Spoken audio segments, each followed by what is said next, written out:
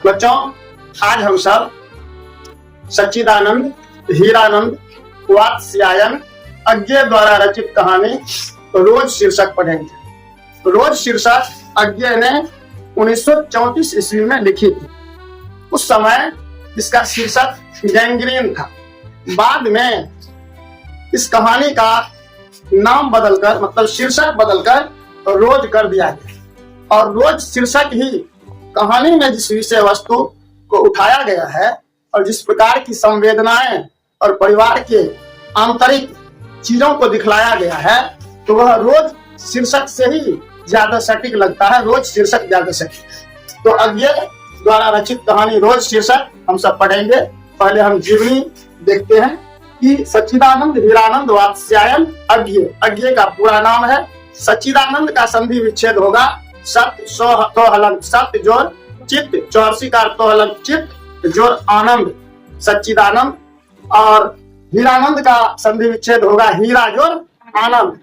अज्ञे का जन्म 7 मार्च 1911 ईस्वी 7 मार्च 1911 ईस्वी में कसेया कुशीनगर उत्तर प्रदेश में हुआ। कुशीनगर उत्तर प्रदेश का एक जिला है। अज्ञे का निधन 4 अप्रैल 1987 ईस्वी को हुआ। अज्ञे मूल रूप से करतारपुर पंजाब के निवासी थे। मतलब अज्ञे करतारपुर पंजाब के मूल निवासी थे। उनकी माता का नाम वयंती देवी और पिता का नाम हीरानंद शास्त्री था। अज्ञे के पिता एक प्रसिद्ध पुरातत्ववेता थे। पुरातत्ववेता उसे कहते हैं जो प्राचीन वस्तुओं का उत्खनन करवाते हैं और उसका काल निर्धारण वगैरह करते हैं। उस वस्तु के माध्यम से तत्कालीन समय का जो है मूल्यांकन करते हैं। तो अज्ञे के पिता एक प्रसिद्ध पुरातत्ववेता थे। उनका नाम हीरानंद शास्त्री था और प्रायः उनके पिता का ट्रांसफर होता रहता था, जिसके कारण अज्ञे को बचपन से ही एक शहर से दूसरे शहर जाने का मौका मिलता रहा। अज्ञे ने 1925 ईस्वी में पंजाब विश्वविद्यालय से मैट्रिक की परीक्षा पास की और 1927 ईस्वी में उन्होंने मद्रास क्रिश्चियन कॉलेज से इंटरमीडिएट किया और 1929 ईस्वी में फोरमन कॉलेज लाहौर, जो वर्तमान में पाकिस्तान में है, वहां से उन्होंने बीएससी की परीक्षा पास की। अज्ञे बहुभाषाविद थे। उन्हें अंग्रेजी, संस्कृत, हिंदी, तमिल, फारसी आदि भाषाओं का ज्ञान था। और अज्ञे ने विजिटिंग प्रोफेसर के रूप में एशिया, यूरोप और अफ्रीका महादेश के कई देशों की साहित्यिक यात्रा भी की थी। अज्ञे ने बचपन में खेलने के लिए इंद्र सभा नामक नाटक की रचना की थी और वे अपने घर से ही एक हस्तलिखित पत्रिका आनंद बंधु निकाला करते थे। अज्ञे की पहली कहानी 1924 ईस्वी में इलाहाबाद की स्कॉट पत्रिका सेवा में प्रकाशित हुई और अज्ञे ने द्वितीय विश्व युद्ध के दौरान सेना में भी नौकरी की। अज्ञे को बागवानी, पर्यटन, फोटोग्राफी, चित्रकला आदि का भी शौक था। सप्तक का संपादन किया। पहला सप्तक को तार सप्तक कहते हैं। अज्ञे ने तार सप्तक का संपादन किया। पहला सप्तक को तार सप्तक कहते हैं, जो 1943 ईस्वी में प्रकाशित हुआ अज्ञे के संपादन में।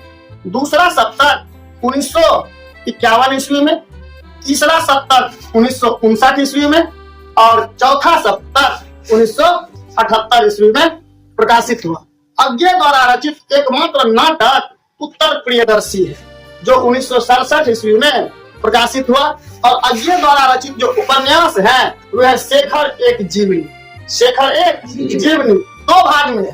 पहला भाग 1941 ईस्वी में प्रकाशित हुआ और दूसरा भाग 1944 ईस्वी में प्रकाशित हुआ।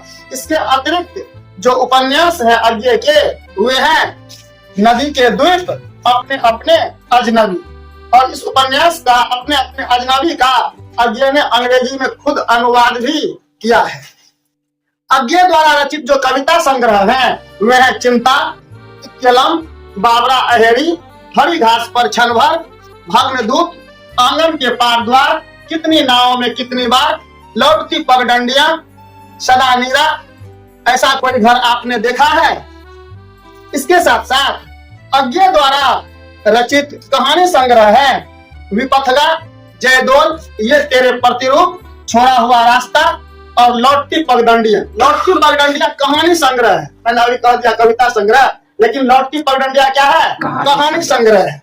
अज्ञे द्वारा रचित यात्रा साहित्य है। अरे यायावर रहेगा याद, एक बूंद सहसा उछली। अरे यायावर रहेगा याद, एक बूंद सहसा उछली। अज्ञे द्वारा रचित निबंध है त्रिशंकु, आत्मनेपद, आलवाल, भवंती, अंतरा, संवत्सर, शाश्वती आदि। और अज्ञे ने शरद चंद्र के श्रीकांत, जैनेन्द्र कुमार का त्यागपत्र और खुद के उपन्यास अपने अपने अजनबी का अंग्रेजी में अनुवाद किया है। इसके साथ साथ रविंद्रनाथ टैगोर का गोरा का उन्होंने हिंदी अनुवाद किया। रोज शीर्षक कहानी की जो नायिका है मालती है, और मालती के पति का नाम महेश्वर है, जो पेशे से चिकित्सक हैं और एक पहाड़ी गांव में रहते हैं, क्योंकि पहाड़ी पर ही एक सरकारी अस्पताल में पोस्टेड है। मालती और महेश्वर का एकमात्र पुत्र टीटी है, जो माता पिता के द्वारा पालन पोषण और देख रेख के अभाव में चिड़चिड़ा हो गया है। मालती लेखक के दूर के रिश्ते की बहन लगती है, लेकिन लेखक और मालती के बीच कभी भी भाई बहन या बड़े छोटे का बंधन नहीं रहा। दोनों के बीच जो है साक्ष्य की स्वच्छंदता और पवित्रता रही है। लेखक मालती से जब मिलने के लिए जाते हैं, वह दोपहर का समय रहता है। मालती द्वार को आकर खोलती है और दोपहर के उस सूने आंगन में लेखक जब कदम रखते हैं, तो ऐसा लगता है कि पूरे घर में एक अजीब प्रकार की उदासी, नीरसता फैली हुई है। जैसे लगता है वहाँ का वातावरण बोझिल और प्रकंपमय है, जो अकथ्य है, वो अस्पृश्य है। और मालती कहती है आ जाओ। वह क्षण भर के लिए मुस्कुराती है, फिर पूर्ववत हो जाती है पहले की जैसी, और कहती है आ जाओ।